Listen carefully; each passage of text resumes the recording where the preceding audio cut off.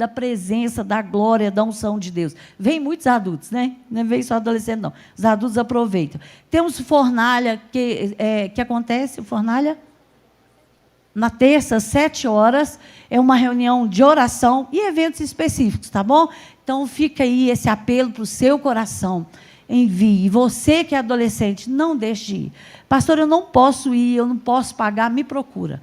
Mas não deixe de ir, tá bom? Deus abençoe vocês. Obrigada, time.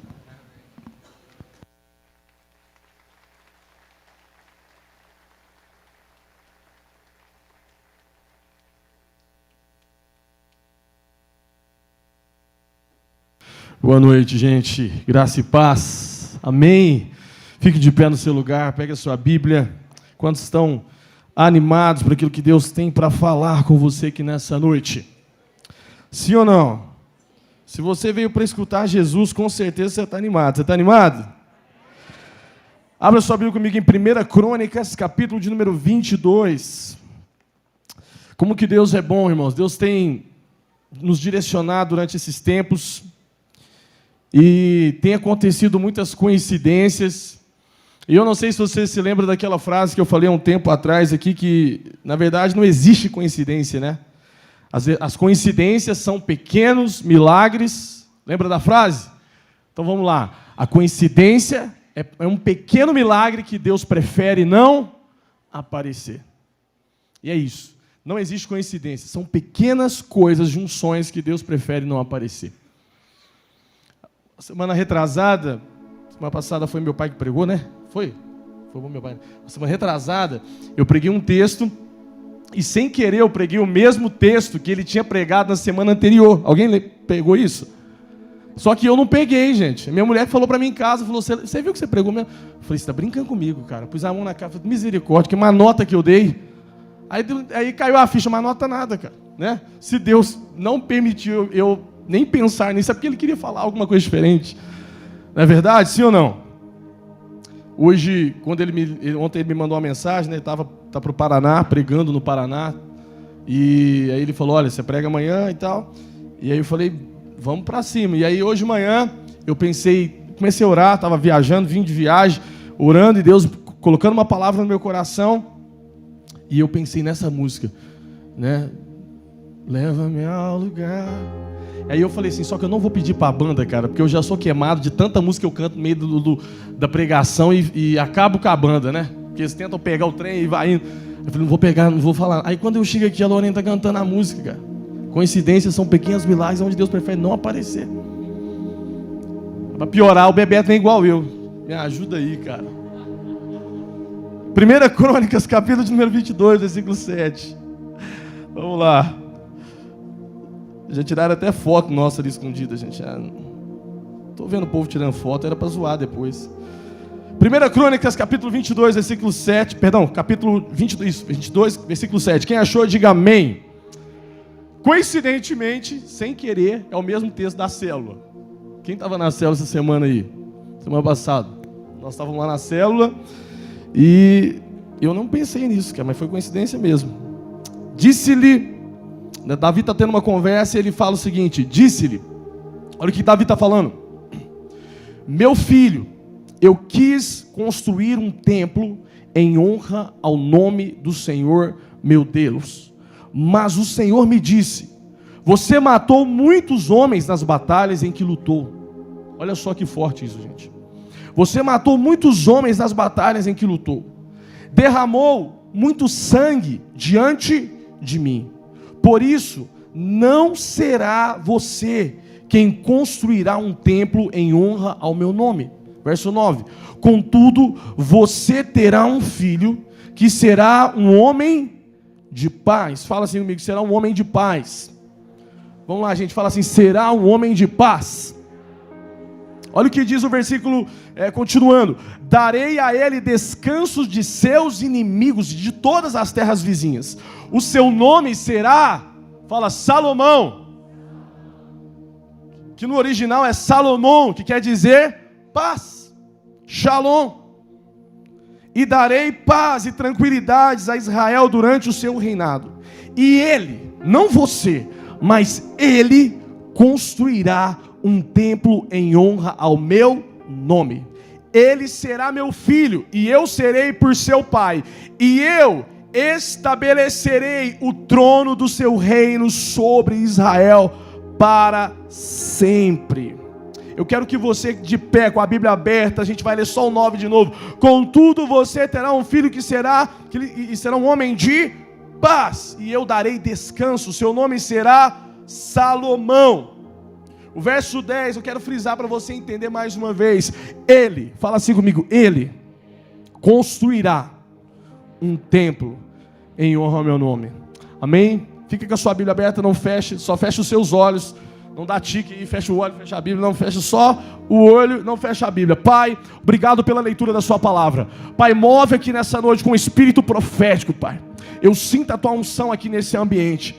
Deus, eu quero muito, ó Deus, que quando nós terminarmos esse culto, que se cumpra aquilo que aconteceu em Crônicas, ó Deus, quando a glória do Senhor invadiu o templo e ninguém podia ver mais ninguém, porque a nuvem da fumaça da presença de Deus estava em todo o ambiente. Ó Deus, eu te peço que o Senhor faça se cumprir o que aconteceu com o povo, Pai, no deserto, quando eles estavam peregrinando, e de repente, ó Deus, em um dado momento, Moisés, ele levanta do seu lugar e constrói uma tenda, constrói um tabernáculo, um lugar, e aquele lugar era o lugar da visitação do Senhor.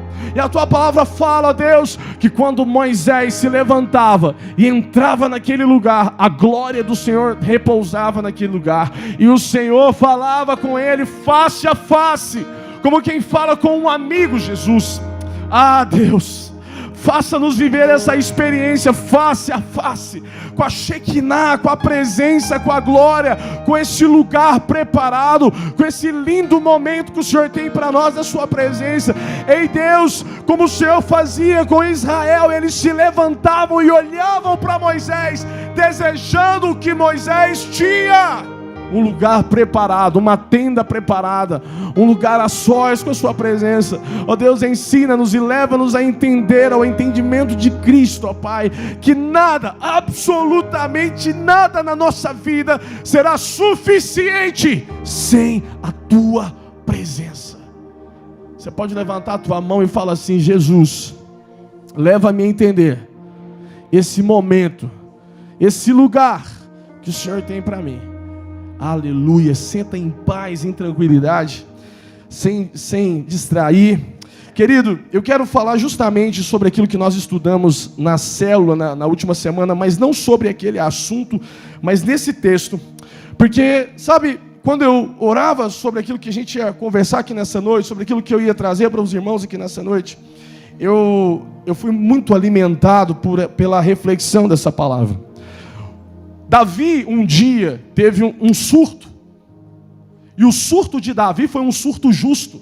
Qual foi o surto que Davi teve?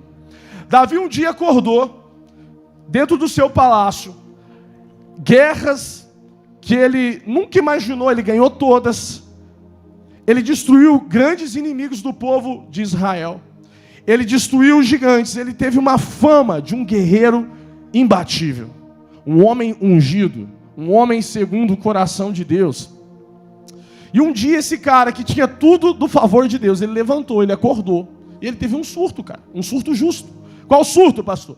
Ele teve sabe, o que a gente chama de um insight lá, uma ideia, sei lá, cara, eu sei que algo caiu na cabeça daquele cara, e ele levantou com uma ideia, ele falou: olha, peraí.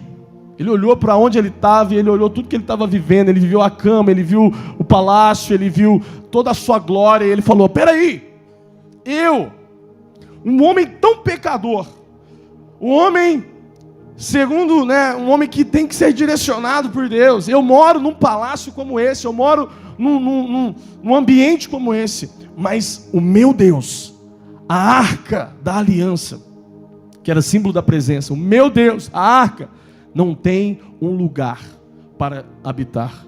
A presença de Deus não tem um lugar para ser adorada. Olha o que ele pensou. Isso não é justo. Eu tenho tudo, mas a presença de Deus não tem um lugar. E ele fala: eu vou construir para Deus um lugar. Eu vou construir para a presença de Deus um lugar. Eu vou criar esse lugar para Deus e ele vai ser adorado ali. Eu fico imaginando que Davi já sai daquele lugar, até porque a Bíblia fala que ele consulta o profeta Natã. Então ele sai dali para falar com Natã sobre aquilo. E eu já posso imaginar a ideia de Davi, pensando no quantos ouros ele vai colocar ali, como é que vai ser aquele monumento, como é que vai ser aquele lugar. E ele pensando sobre tudo isso, caminhando rumo a Natã. Quando ele chega em Natã, ele conversa com Natã, e Natã, o profeta, fala: rei, essa ideia é boa, cara. Essa ideia é boa. Realmente Deus precisa de um lugar para habitar. Realmente seria legal se a casa de Deus fosse edificada, se a presença de Deus tivesse um lugar. E os dois saem muito empolgados, cada um vai para o seu lugar. O rei vai para o palácio, Natã vai para a sua casa, e ele provavelmente já deve ter mandado um WhatsApp: reunião de governo, amanhã a gente vai trocar uma ideia sobre engenharia, chama os melhores engenheiros, chama todo o governo, e amanhã a gente troca uma ideia. Quando dá 3 horas da manhã, o WhatsApp de Davi toca. Aciona lá, o telefone dele começa a tocar, ele bate o olho no iPhone 15 Pro Max dele, porque ele era rei.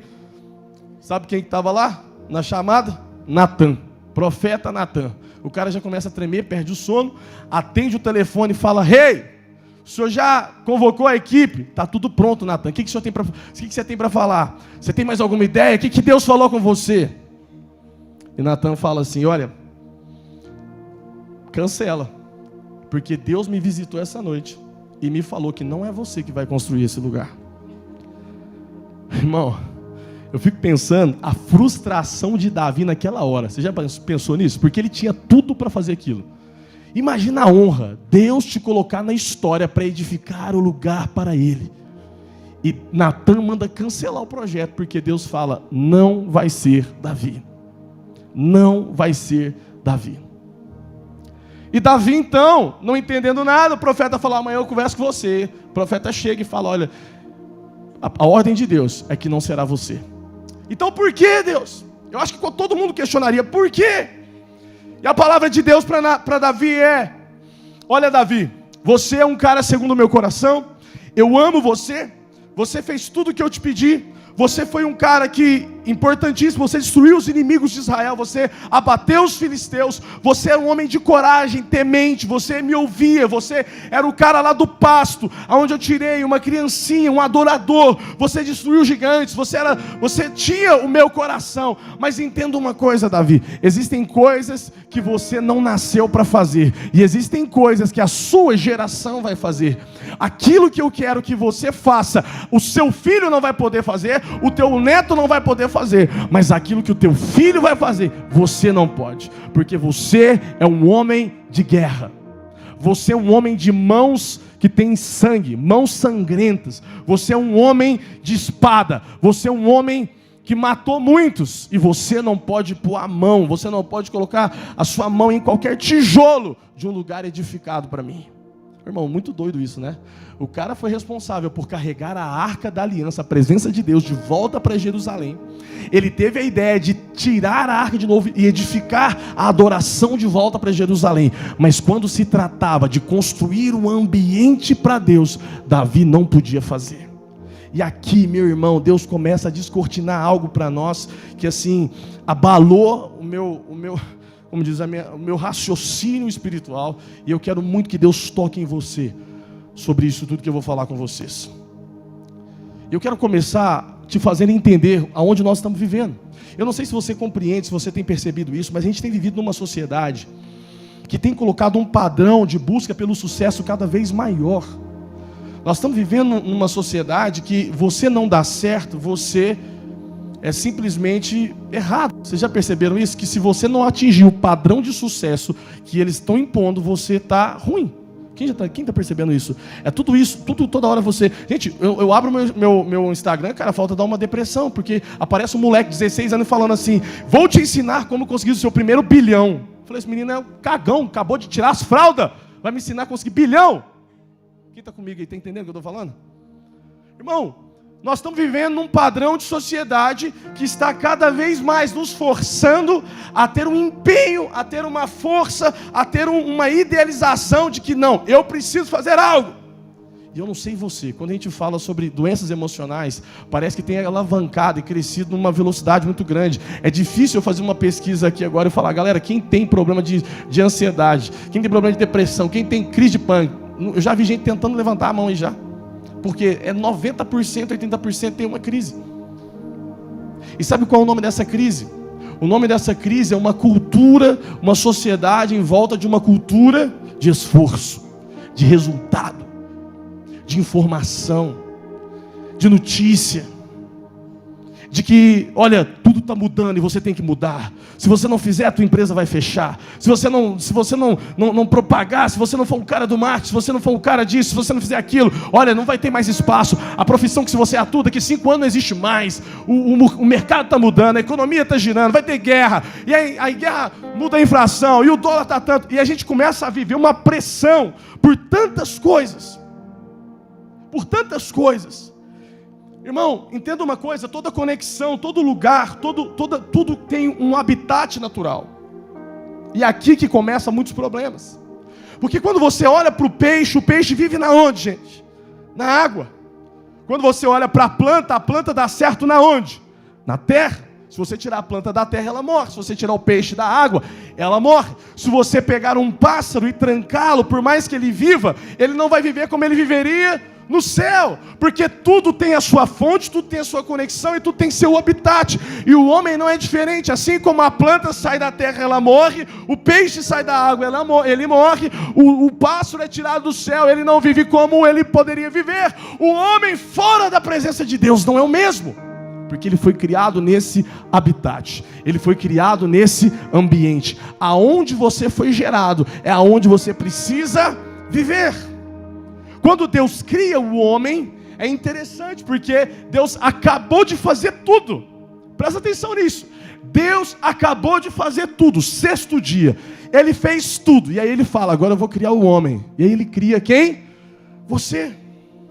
Ele cria o ser humano, ele cria o homem. Quando ele acaba de concluir o homem, a Bíblia fala que ele sopra o fôlego de vida, sopra sobre as narinas do homem, e o homem agora já não é mais barro, o homem agora é alma vivente, porque ele tem o Espírito de Deus nele, e ele tem um corpo, e isso o torna alma vivente. Então aquele aparentemente boneco torna vida, e quando ele levanta, e ele vive, no outro dia, é interessantíssimo isso, gente, porque é o primeiro dia do homem na terra.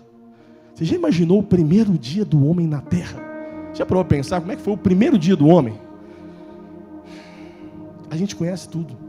Tudo a gente conhece. A gente sabe dos animais, a gente sabe sobre a terra, a gente sabe sobre a água, a gente sabe sobre o céu. Mas você já imaginou um homem que nunca viu nada, abriu seus olhos e ter o seu primeiro dia? E aquele era o 7º dia. E a Bíblia fala claramente, explicitamente em Gênesis, que nesse dia Deus põe um outdoor, uma placa, ele faz questão de gravar aquilo, ele coloca, e no 7º dia, Deus, eu só ouvi meia dúzia de 3 crentes aqui, o resto pode ir para o curso de teologia, e Deus, uns burburou, vamos lá, não precisa ter medo não, e Deus descansou. Que coisa estranha, né? Deus fez, 1º, 2º, 3º, 4º, 5º, 6º, ele faz a sua obra-prima, porque a Bíblia chama do homem de coroa da criação, ou seja, ele pegou o homem e colocou como a cereja do bolo, ele fez todo o bolo e colocou ele como a cereja. Terminei. E agora, Deus, o que nós vamos fazer esse 7º dia? O Senhor vai criar uma montanha-russa, um Hop Harry, sei lá, o que o Senhor vai fazer, uma Disney, o que nós vamos fazer? Nós vamos divertir, Deus, vamos montar no elefante, vamos ver o leão. Deus fala o seguinte, não, nós vamos descansar. O que nós vamos fazer no primeiro dia? É por isso que você gosta de feriado, irmão. Sábado, domingo, porque o primeiro dia seu foi descanso. Você já acordou, feriado. E aí, Deus, o que nós vamos fazer? Nada. Não, Deus, mas você não está entendendo. Olha quantos metros quadrados o Senhor criou. Olha a criação que o Senhor fez. O que nós vamos começar? Por onde nós vamos começar? Deus fala, o Adão, nós não vamos começar por nada. Hoje nós vamos descansar. Sabe? E é assim que Deus está falando, Deus está codificando o homem. O primeiro dia, seria talvez, você já foi no primeiro dia da sua empresa, como é que era, você lembra? Foi o dia que eles te passaram tudo, olha, vem cá, vou te passar tudo como é que funciona. É assim, assim, assim e assim. É desse jeito que você vai fazer. Adão levantou. E aí, Deus, como é que vai ser? Descansa. Senta e descansa. Vai comer uma fruta, vai brincar. Vamos dar um passeio aqui. Vamos descansar. É interessante que a partir daquele tempo, então, Deus estabelece o sábado como dia do descanso. Biblicamente, no Velho Testamento, o homem deveria descansar no 7º dia. O sábado era o dia do descanso. E aí quando você olha, não ficando por ali, Deus então coloca uma outra lei. Deus fala, não apenas o sábado, mas agora também, uma vez por ano. Perdão, um ano. Um ano durante um tempo. Se eu não me engano, não sei se é 5, quanto tempo que é, mas um ano de plantação. Um ano não vai ter plantio. Nós vamos descansar a terra. E aí não fica por aí. Depois Deus estabelece mais uma outra lei. E quando der 49 anos, de qualquer homem, de qualquer coisa, de tudo que foi estabelecido, então vai ter uma coisa chamada jubileu. Que é aí um ano sabático, um ano de descanso. E assim aconteceu. Assim o homem foi criado. É interessante porque o homem foi criado nessa cultura. Quando Jesus ele aparece para os discípulos, agora já no Novo Testamento, Jesus ele quebrava muito esse paradigma. Ele disse, eu sou o Senhor do sábado. Quando ele ressuscita, quando ele morre e ele se ressuscita, ele aparece para os discípulos. Os discípulos estão na onde, gente? Vocês se lembram? Eles estão trancados. A Bíblia fala que eles estão trancados dentro de um lugar. Trancados, com medo dos judeus. Com medo de alguém chegar ali e persegui-los. Com medo de Roma, com medo das pessoas. Eles estão trancados dentro de um lugar. E Jesus aparece, mas ele não aparece de trás do sofá. Não, ele passa no meio da porta. Você já imaginou isso? Você lá, discípulo com medo, cara. E, nossa, Jesus amado. Qualquer um que batia na porta, você já tremia. E de repente, passa um vento, cara. E aparece aquela coisa brilhante. E a hora que você consegue ver, é Jesus na sua frente. Ele passa no meio daquela porta de medo. Ele passa no meio daquela porta de temor. Ele passa no meio daquela porta de desespero. O que vai acontecer? O que vai ser feito da gente? Ele passa. E ele, quando todos conseguem ver que era ele levanta as duas mãos, ele abre as suas mãos, ele mostra as suas mãos, e as suas mãos estão furadas. E Jesus fala uma coisa, cara. Ele fala, Shalom. Shalom. Paz seja convosco. Paz seja com você. Ele atravessa a porta do medo e mostra as mãos e diz, paz. Paz. Por que vocês estão com medo? Eu vim trazer paz. Essas marcas não são para desespero, essas marcas são para trazer paz. E Jesus fala, já não tem mais sábado, agora eu sou o Senhor do sábado. Eu sou, Jesus declarou, eu sou o Senhor. Senhor é quem manda. Senhor é quem dita o que vai acontecer. Senhor é quem direciona, e ele fala, eu sou o Senhor do sábado. Ou seja, já não tem mais sextou, já não tem mais sabadou, agora todo dia, eu sou o Senhor do sábado, eu sou o descanso, eu sou a paz, eu sou o que você precisa. Vocês estão comigo, gente? Sim ou não? Por quê? Porque o que Jesus está querendo dizer para aquele povo, para aqueles discípulos existe uma vida mais poderosa e relevante do que ser dominado pela preocupação, pela ansiedade, pela prova da sociedade, por dizer o que tem que ser feito, por provar para as pessoas o quanto você é bom ou você não é bom. Não interessa o que o seu pai colocou de expectativa em você, a sua escola, a sua faculdade, os seus vizinhos, os seus tios, não importa. Se o seu primo estudou em Harvard e você estudou não sei na onde, meu irmão, existe uma esperança maior do que aquilo que o homem tem para você, e essa esperança é a expectativa de Deus sobre você. E a grande expectativa de Deus sobre você é um lugar de paz, shalom, descanso. Eu já gostei de você, ninguém precisa gostar mais.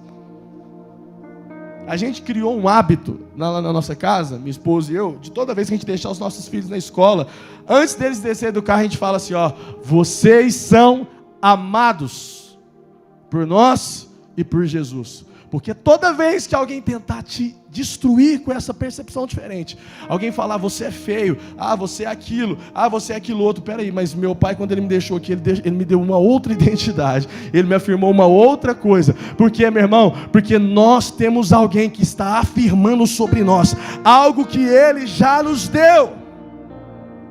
Tudo foi criado para um habitat. Deus quer que você esteja conectado na fonte daquilo que ele quer te dar.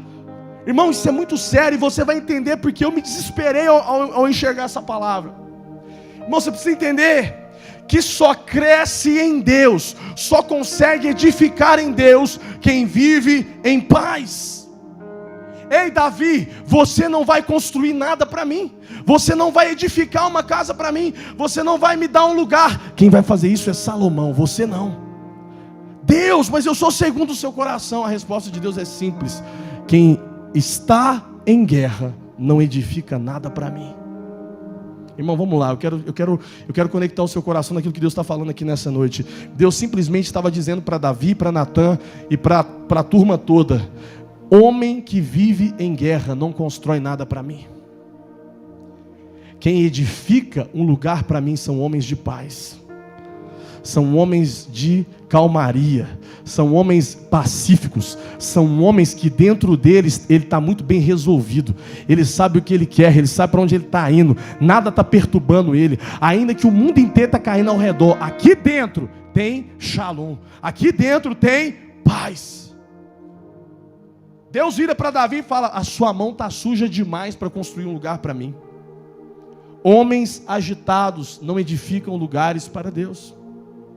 Mulheres agitadas não edificam um lugar para Deus. Toda vez que o seu coração se perturbar com ansiedade, com preocupação, com medo, com o que vai acontecer, você pode ter certeza do que eu estou te falando. Parece que a presença de Deus dá uma sumida assim, ó. Você fala: Jesus, cadê Deus? Parece que ele me abandonou. Ué, cadê a Bíblia? Cadê a presença? O que está acontecendo? Sabe qual é o nome disso?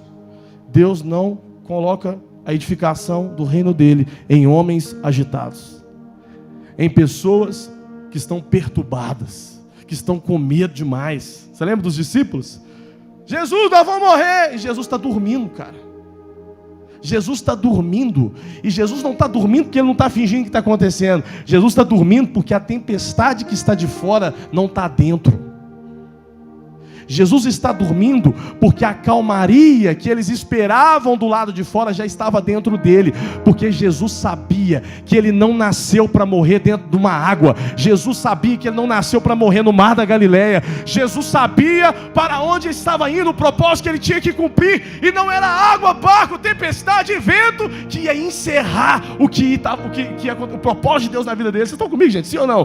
Para onde ele estava indo, rumo à missão dele. E é por isso que ele dorme. Ele dorme porque dentro dele não está agitado como de fora. E por que os discípulos estão desesperados? Porque o que está perturbando fora está perturbando dentro. E quem perturba aqui dentro, irmão, quem está agitado aqui dentro não pode acalmar a tempestade. Você pode gritar, pode mandar parar, expulsar demônio, não vai acontecer até que você entre num lugar de descanso. Vamos lá, eu quero te mostrar algo espiritual aqui. Toda vez que Deus está fazendo um milagre, que você está cansado e que a situação vira, você se lembra qual é o momento? Não é o momento que você está mais orando, não é o momento que você está gritando e fazendo uma guerra espiritual. Irmão, eu nunca batalhei uma guerra espiritual e no momento do ápice da minha batalha espiritual o demônio foi embora. Nunca. Geralmente, sabe quando foi? Quando eu frouxei, quando eu fiz assim: não conta mais, Jesus. Aí parece que o demônio faz assim, ó. O mar se acalma, o vento cessa e tudo acalma. E Jesus fala: eu só precisava disso, eu não dou conta mais, porque o que eu preciso é de você entender que só pode edificar um lugar para mim homens de paz. Pastor, o senhor está falando que eu não tenho que ir para a guerra? Não, irmão, eu estou falando que você tem que ir, mas entendendo que a guerra não é sua e que você não tem que se preocupar com o resultado do que vai acontecer. Ele já está te colocando como mais que vencedor sobre todas as coisas, por meio daquele que te amou. Quem? Jesus, o Filho de Deus. O Filho de Deus.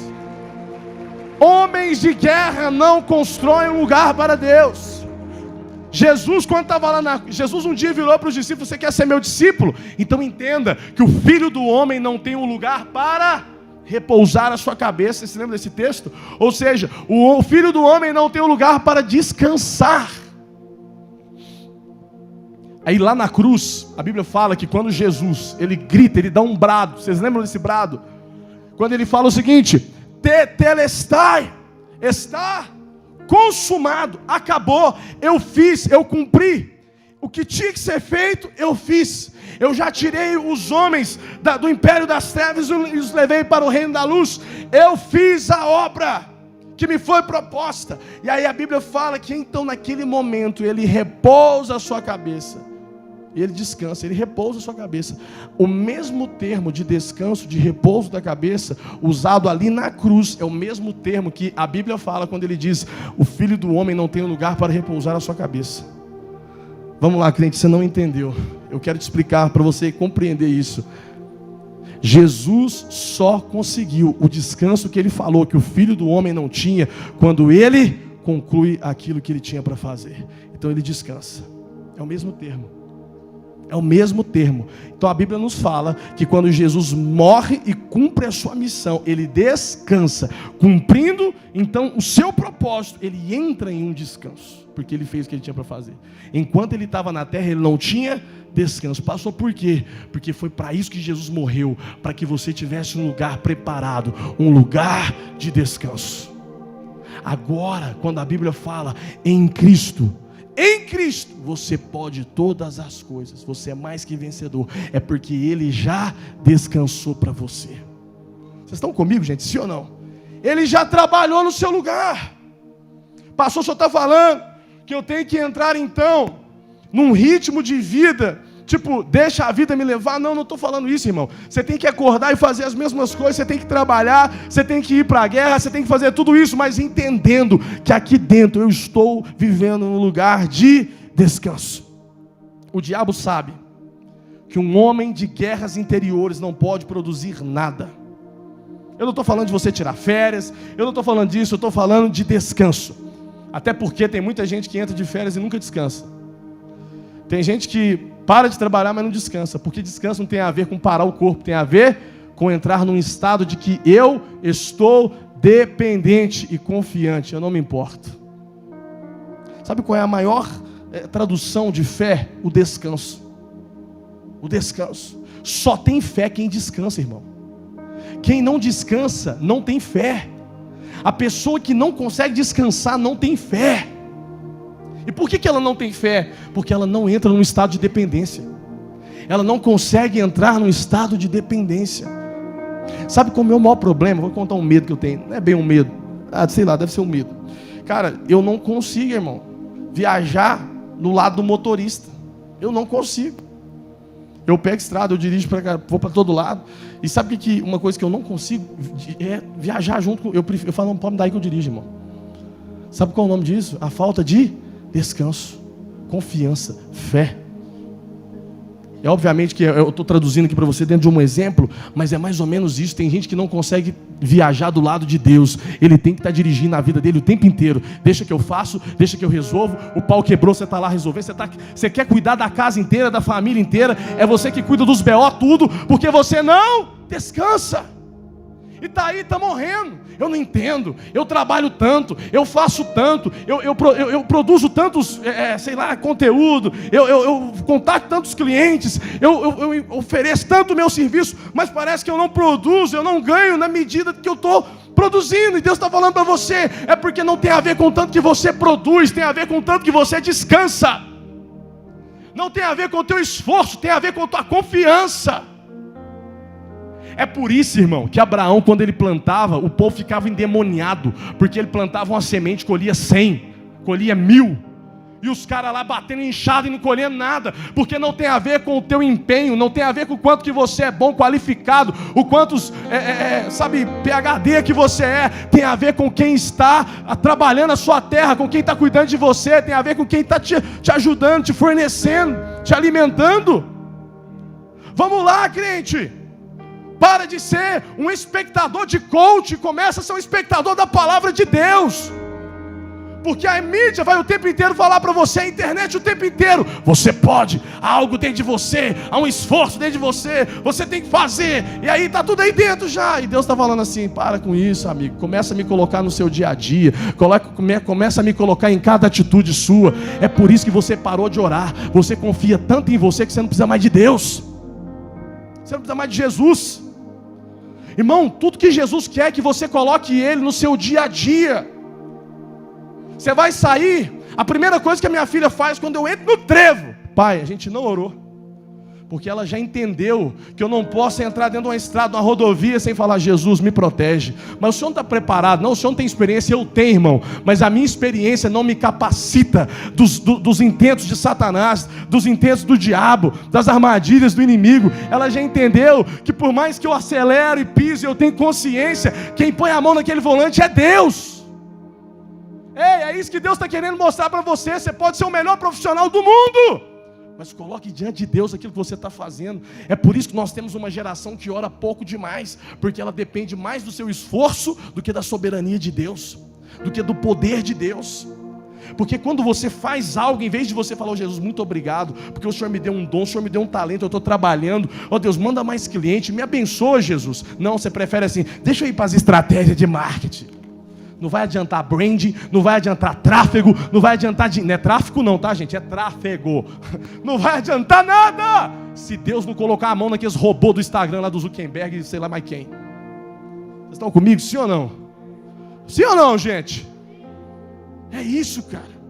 É a dependência de Deus. Ah, pastor, o senhor está muito ignorando, um menino tão novo desse, foi uns assuntos bobos. Não! A Bíblia é a mesma, e a palavra de Deus fala que eu devo confiar no Senhor em todos os meus caminhos. É isso que a palavra de Deus fala, você lembra disso? Confia o Senhor todos os seus caminhos, é todos os seus caminhos, aonde você põe o pé, confia Deus ali também, coloca Jesus ali também, leva Jesus para ali também, irmão. Por que você acha que Deus não se preocuparia com a prova que você vai fazer na faculdade?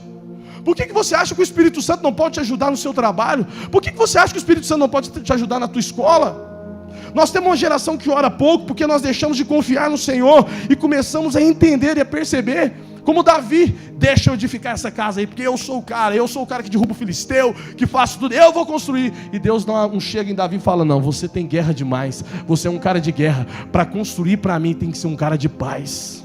Salomão, um cara de paz. Interessante que Salomão era tão de paz, gente, que quando Deus derrama sobre ele, vocês lembram a unção de Salomão? Qual era a unção de Salomão? Hein? Escreveu Provérbios, Eclesiastes. A unção de Salomão era sabedoria. E sabe quando é que Deus derramou sabedoria sobre Salomão? Quem se lembra? Quando ele estava dormindo. O cara estava dormindo, ele fez uma oração, quando ele dormiu, Deus foi lá e nele, porque ele era um cara de paz, ele descansava em Deus. Eu lembro daquela música da Ludmilla Ferber, que era linda, né? É teu, somente teu todo o trabalho, e o meu trabalho é descansar no Senhor. O meu trabalho é descansar no Senhor. Sabe, Deus quer que você pare de procurar todas as estratégias que você está procurando, porque você já esqueceu o lugar que Ele te colocou, um lugar de oração, um lugar de refrigério, um lugar de unção. Você está tão preocupado com como que você pode subir sua vida financeira, como é que você pode ganhar mais, eu tenho que construir uma casa, eu quero um carro novo, eu quero trocar de carro, eu quero ter uma empresa, eu quero fazer uma startup, eu preciso gerar isso, aquilo, outro, e você saiu de um lugar de dependência de Deus. Eu me esqueci, há um tempo atrás agora, como é que era quando eu morava em Divinópolis, irmão. E eu lembro que eu não tinha nada, cara, nada mesmo. Meu pai me colocou no lugar desse aí, ó, de dependência de Deus. Ah, pastor, mas não tinha dinheiro para mandar? Tinha dinheiro para mandar, tinha dinheiro para me abastecer, mas ele preferiu não fazer isso. E eu me lembro que quantas vezes, cara, que eu tive vontade de comer um trem e eu tinha vergonha de ligar e falar assim, ô pai, você manda um dinheiro aí, porque Eu lembro, estava conversando com o Dudu esse dia para trás, cara, eu fiquei mais de um ano sem entrar numa loja de roupa com o meu dinheiro e comprar. Por que eu estou falando isso aqui para vocês? Porque foi esse lugar que me forjou em Jesus. A gente esquece muito fácil do favor de Deus. A gente esquece muito fácil dos lugares que a gente já teve. A gente já esquece muito fácil do carro que você andou. Ou do carro que você nem tinha. Sabe, dos ônibus que você pegou. Ou das vezes que, como eu mesmo, não tinha nem dinheiro para ônibus. Tinha que foi andando aqui de Divinópolis a pé. Porque ela tinha que economizar as passagens. Tinha um tanto certo.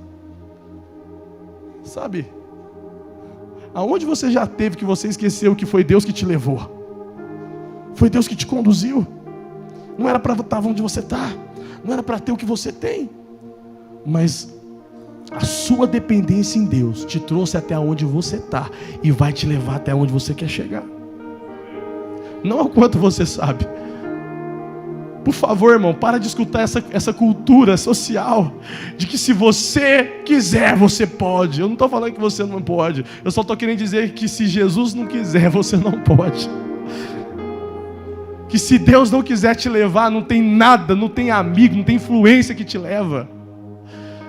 É Ele que põe, é Ele que tira.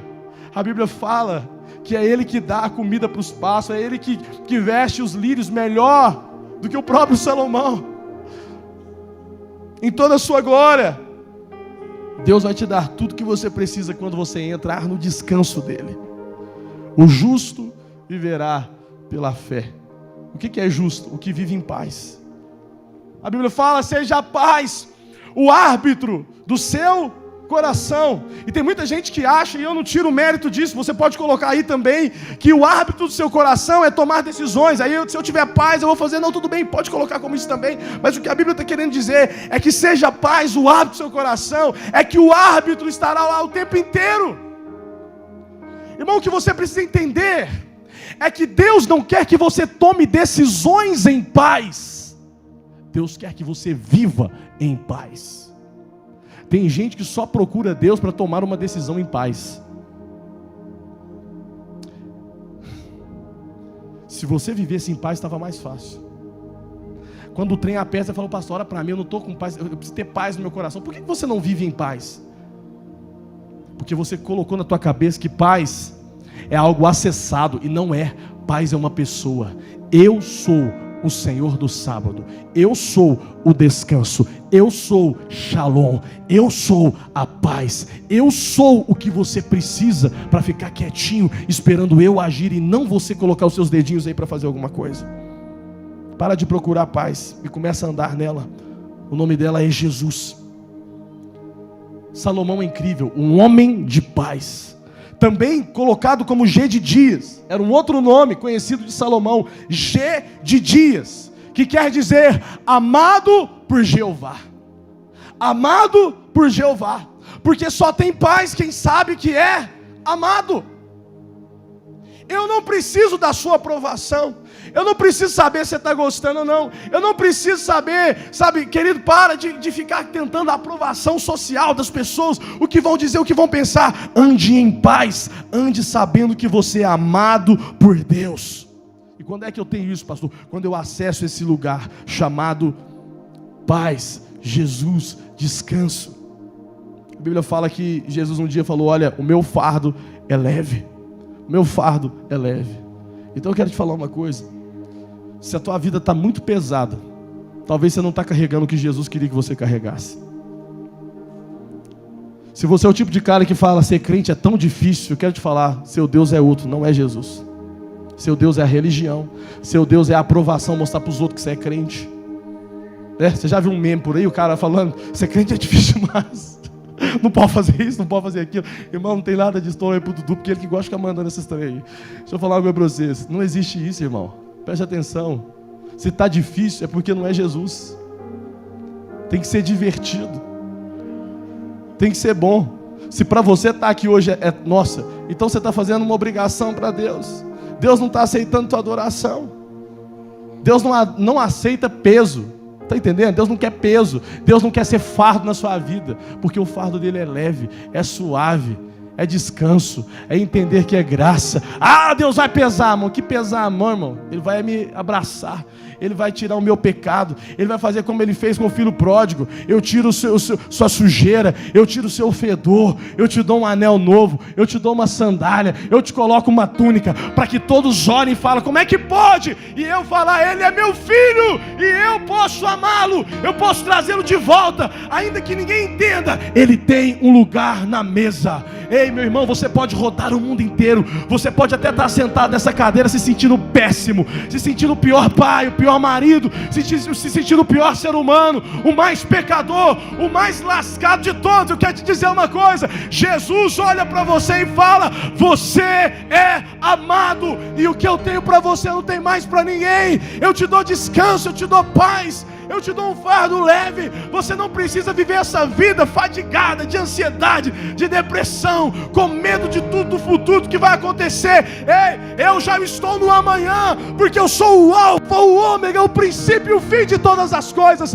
Antes mesmo de você ser criado, eu já era. A Bíblia diz, eu sou o verbo que se fez carne e habitou no meio de vocês. Você não está entendendo? Cadê você, Jó? Para me fazer tantas perguntas. Aonde estava você, Jó, quando eu lancei os firmamentos da terra? Eu amo essa conversa, é um dos textos que eu mais amo da Bíblia. Quando o Jó fala, Deus, eu perdi minha casa, cadê minha família, os meus filhos? Deus olha e fala, aonde que você estava quando eu fiz a terra? Você nem existia, você não sabe de nada. Quando você acha que está dando errado, eu estou colocando outro aqui melhor para você, porque sou eu que sei os pensamentos que tenho sobre vocês, planos de paz, para te dar um futuro que você nem espera. A palavra de Deus fala isso em Jeremias. Eu é que sei os pensamentos que tem sobre você. Ô meu irmão, vamos lá, eu quero encerrar, a banda pode vir. Jesus, a palavra de Deus fala, eu amo esse texto, eu é que sei os pensamentos. Sabe o que Deus está falando para você? Deus está falando para você o seguinte. Você está olhando o relógio aí, gente? Meu pai pediu para acabar mais cedo. Ele falou, não te põe para pregar mais não, você acabar tarde. O bom é que eu conto até as tochas que eu tomo. Quanto mais eu faço isso, Dudu, menos eu preciso da aprovação dos outros. Quanto mais eu conto as tochas, menos eu tô. O cara falou pra mim, você prega lá, mas você acaba cedo. Aí o Edilson até falou, tem gente reclamando mesmo. Eu falei, então tá bom, vou acabar cedo. A pregação, né, gente? Depois eu vou orar se quiser ir embora. Tô brincando. Aqui, Jeremias, cara. Eu quero só terminar aqui. Eu é que sei os pensamentos. Irmãozinho, olha para mim aqui. Sabe o que a Bíblia está falando? Que se você está pensando demais, você está aí queimando seus neurônios. Ai, meu Deus do céu. Ai, Jesus amado, eu estou morrendo. Ai, meu Deus do céu, não sei que doença que é essa. Estou com dor aqui, com crise aqui. O problema, os boletos, cheque. Jeremias fala para você, eu é que sei os pensamentos que eu tenho para você. Nem os pensamentos que você tem sobre você mesmo é os pensamentos que eu quero. Eu tenho pensamentos muito melhores, planos de paz e não de mal, para te dar um futuro e uma esperança. Você pode fechar os seus olhos e ficar de pé no teu lugar? Me atormenta. Olha que monte de gente.